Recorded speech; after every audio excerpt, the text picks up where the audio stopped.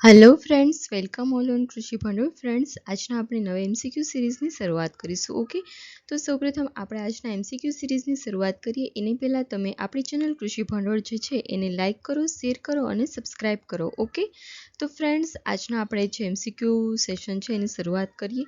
તો સૌપ્રથમ આજનો આપણો એમસીક્યુ છે કે પવનની દિશા માપવા કયા સાધનનો ઉપયોગ થાય છે. તો જો પવનની દિશા આપણે માપવી હોય તો વિન્ડ વેનનો યુઝ થાય છે કે પવન કઈ દિશામાંથી ફૂંકાય છે એ જો આપણે જાણવું હોય તો આપણે વિન્ડ વેન યુઝ કરીએ છીએ. બરાબર છે.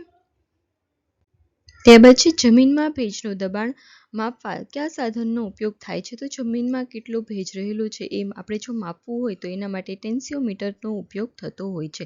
આપણે ટેન્સિયોમીટર દ્વારા જમીનમાં રહેલા ભેજનું દબાણ આપણે માપી શકતા હોય છે. બરાબર.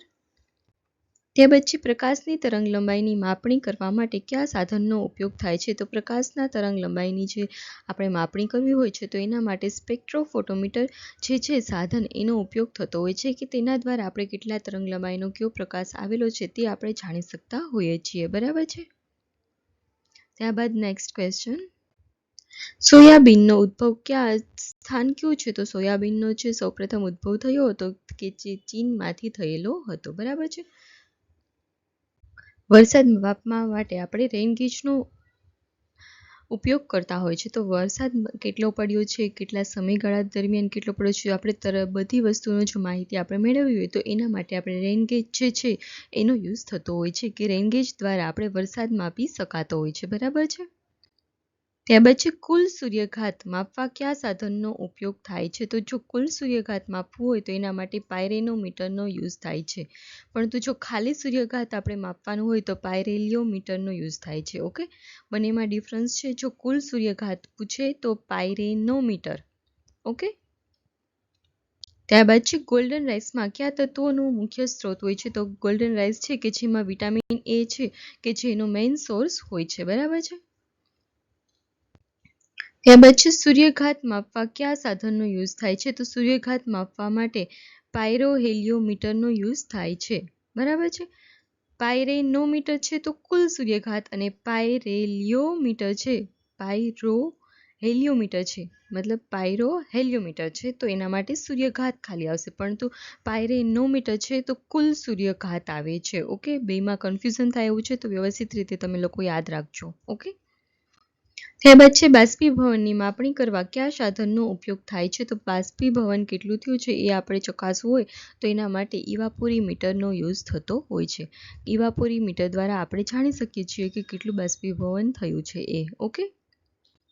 ત્યારબાદ છે 0 સેલ્સિયસથી ઓછું તાપમાન નોંધાવવા માટે કયા સાધનનો ઉપયોગ થાય છે. તો જો 0 સેલ્સિયસથી ઓછા તાપમાનની વાત કરવામાં આવે તો એમાં ક્રાયોમીટરનો ઉપયોગ થતો હોય છે. બરાબર છે. કે ક્રાયોમીટર દ્વારા આપણે જાણી શકીએ છીએ કે કેટલા સેલ્સિયસ તાપમાન છે એ નોંધાણું છે. ઓકે, પરંતુ ક્યાં 0 સેલ્સિયસથી ઓછું જે હોય છે એ જ આપણે ક્રાયોમીટર દ્વારા માપી શકતા હોય છે.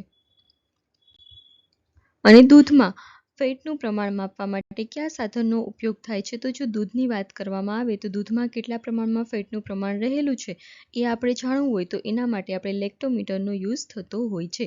મતલબ કે લેક્ટોમીટર દ્વારા આપણે દૂધમાં કેટલા ટકા ફેટ રહેલું છે એ આપણે જાણી શકાતું હોય છે. બરાબર છે. ત્યારબાદ છે અહલ્યા એ કયા પાકની જાત છે. તો અહલ્યા છે એ સોયાબીન જે પાક છે એની જાત છે. ઓકે. ત્યારબાદ છે ભેજ માપવા માટે કયા સાધનનો ઉપયોગ થાય છે. તો ભેજ માપવા માટે હાઇગ્રોમીટર જે સાધન છે એનો ઉપયોગ થાય છે. હાઇગ્રોમીટર દ્વારા આપણે ભેજ માપી શકાતા હોય છે.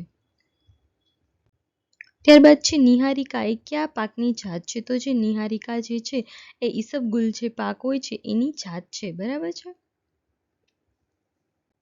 ત્યારબાદ છે તાપમાન માપવા માટે કયા સાધનનો ઉપયોગ થાય છે. તો તાપમાનનું માપવું હોય કે કેટલું તાપમાન છે, કેટલા અંશ સેલ્સિયસ તાપમાન છે તો એના માટે થર્મોમીટરનો યુઝ થાય છે. પરંતુ જો 0 સેલ્સિયસથી ઓછું તાપમાન આપણે માપવામાં આવતું હોય તો એના માટે ક્રાયોમીટરનો ઉપયોગ થાય છે. ઓકે, આ થોડા કન્ફ્યુઝનવાળા છે તો મેં વ્યવસ્થિત રીતે યાદ કરી લેજો, કેમ કે એક્ઝામમાં આ જે આપણા એમસીક્યુ સેશન છે એમાંથી એક તો એમસીક્યુ પૂછાશે જ, કેમ કે હર એક્ઝામમાં કયા સાધન કયું શાના માટે વપરાય છે એનો એક ને એક ક્વેશ્ચન તો હોય જ છે. ઓકે, તો ફ્રેન્ડ્સ, આજની આપણી MCQ સિરીઝ છે એ ખતમ થાય છે. આપણે ફરી મળીશું નવા ટોપિક સાથે. ઓકે, ત્યાં સુધી તમે આપણી ચેનલ કૃષિ ભંડોળ છે એને લાઇક કરો, શેર કરો અને સબસ્ક્રાઇબ કરો. Okay, thank you.